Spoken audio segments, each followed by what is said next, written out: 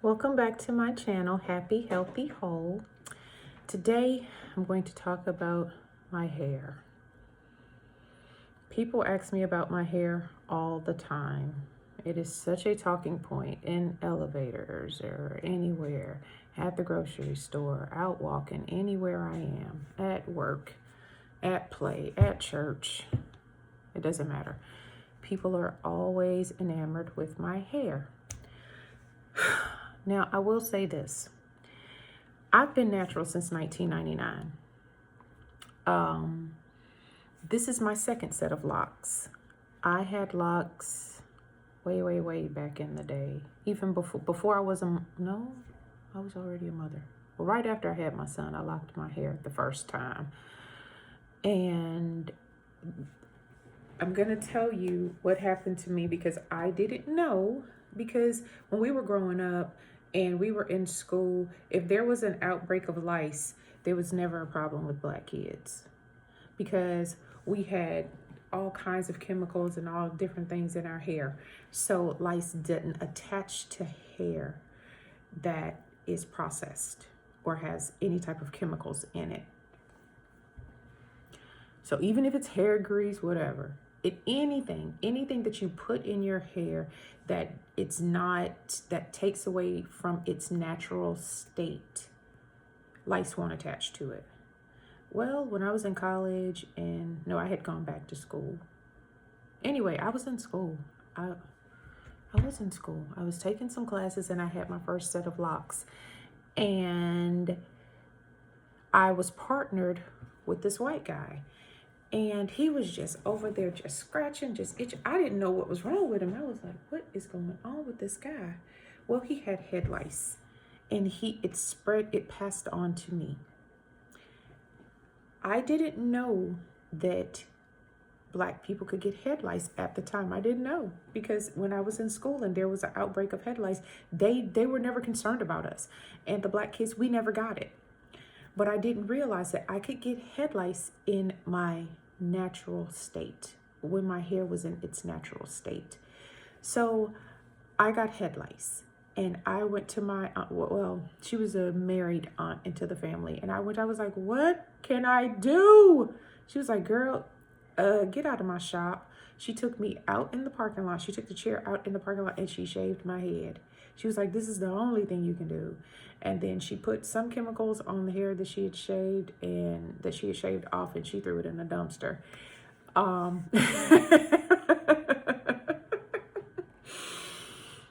So hence the reason for the second set of locks. The one thing that I did learn the first time around with my locks were your locks will swell. So even though I hadn't twisted my hair for them to be thick, when it actually locked, they were a lot bigger than they were as twist, if that makes any sense.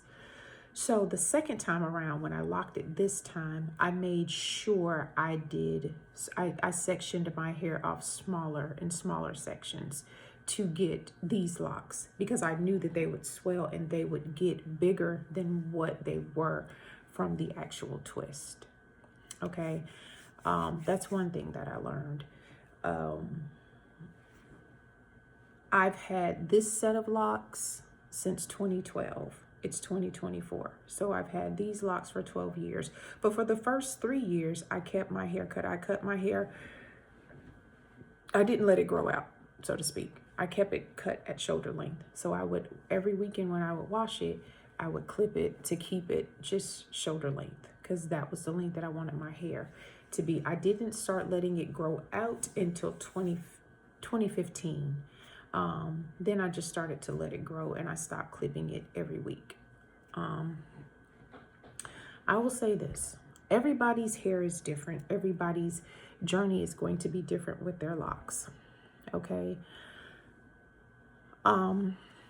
So don't look at someone else's hair and think, oh, okay, if I lock my hair, it's going to look like that, because that's not necessarily true because everybody's grade of hair is different. And everybody's thickness is different and everybody's curl pattern is different.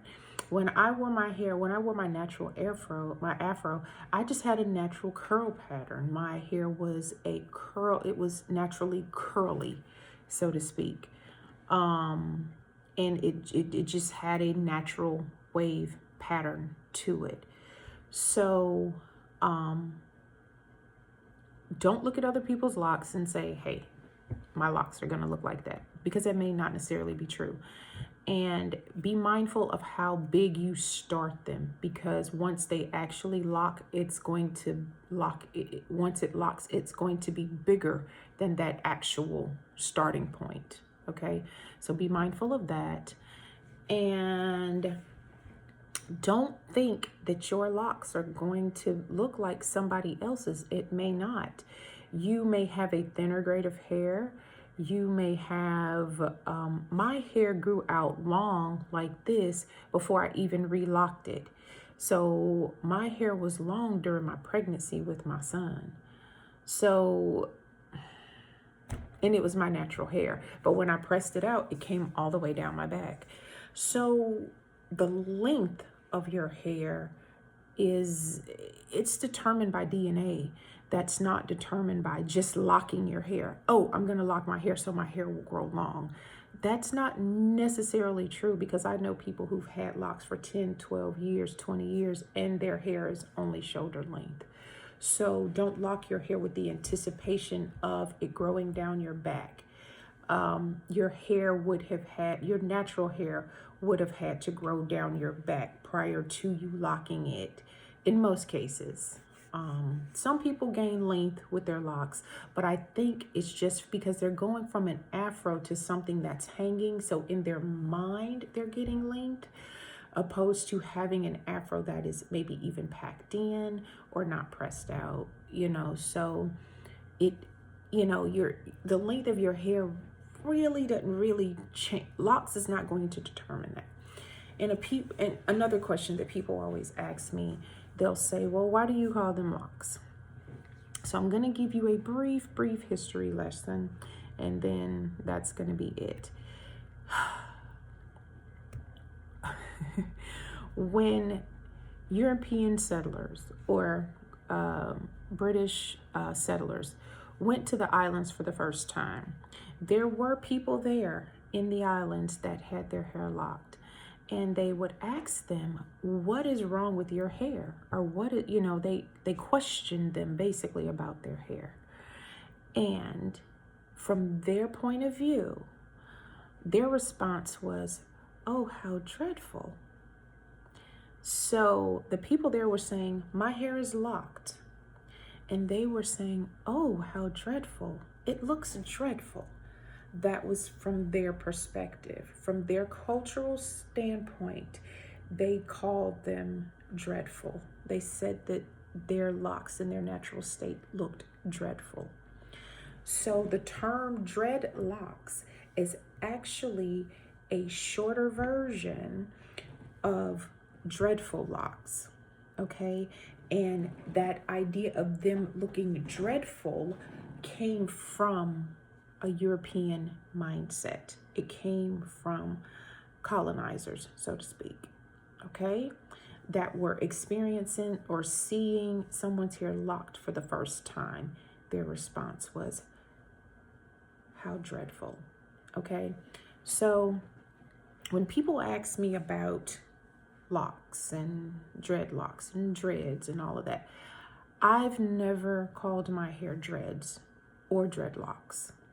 I've always just called them locks, because that's what they are. It is the locking of your natural hair. That's it. It's locked together in individual strands, locks. So I don't take issue with the term dreads. I don't take the issue with the term dreadlocks, because it's something that we did as a cultural, just how we do in our culture. We just took that thing and flipped it, and we turned it into something cool. So we turned it into dreadlocks. So when they refer to their hair as dreadlocks, I don't take offense to that. Or when they say, I'm going to go get me some dreads, or I want my dreads to look like yours, I don't take offense to that at all. Because I know that's just something that we just took and flipped, just like we always have. We've taken their ideas and their thought process of us, or something that was natural to us, something that was, privy to us. And we just took it and we flipped that thing. And that's what we do. That's how we do. We put our swag on it. We put our little hot sauce on it, and we deal with it. So just know that initially the term dread came from a European mindset. It wasn't necessarily the mindset of people who originally had locks in the islands. Okay? And one other thing, I'm going to tell you one other quick story. I was at the nail shop minding my business, guys. And there was this white lady at the shop. And apparently she used to do hair before she went back to school to be a physical therapist or whatever. Why I know all of this information about this lady, and I don't even know her from Adam. She just decided to sit and tell me her entire life. But she also decided that she wanted to chastise me about having long hair. And so she goes on to say this. She says, wearing long extensions can pull your hair out. And that's why a lot of people, a lot of African American women, they don't have edges and their hair tends to fall out because they wear very long extensions, and it puts too much weight on their hair and it causes their hair to fall out. And I just politely looked at this woman and I said, I am aware that extensions can be very heavy depending on how you get your hair done. I said, but my hair is not extensions. This is my natural hair. That white lady almost fell out of her chair because she just knew that my hair was fake. And this fallacy doesn't just happen with white people. I've had black people to think that my hair was fake. I had this black lady just recently, probably a month ago, ask me, so how often do you take your hair down and wash it?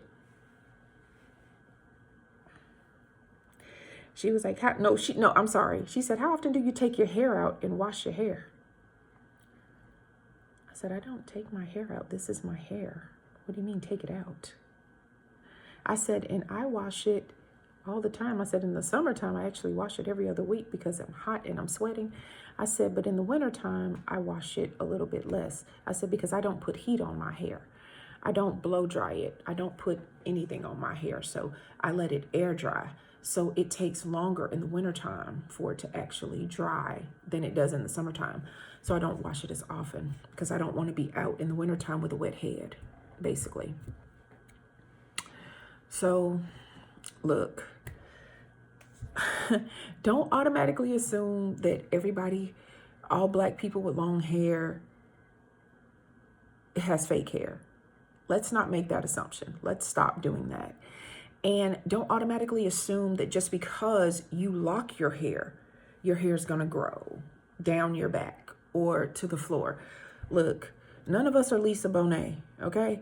Lisa Bonet she was the first person I ever saw that had them dreads that went to the floor, or locks that went to the floor. Did I just say, oh my God, I can't believe I said dreads. All these years of making a conscious effort to not say dreads.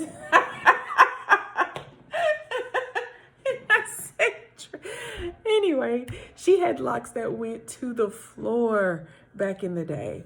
So, not everybody is going to be able to grow their hair to the floor. Now, I have seen other people whose locks go to the floor, and look at Damian Marley. Damian Marley's hair goes to the floor. His hair is very, very long, but not everybody is going to. I don't even think my hair would grow to the floor, even after me allowing my hair to grow out now, it's still just down my back. It will never touch the floor. But anyway, You can call them dreads. I don't care. I don't get offended by that. But just know where that idea came from. And just because you lock your hair doesn't necessarily mean it's going to give you length to your natural hair. Your length is just going to be determined by your DNA. That's it. Have a wonderful day.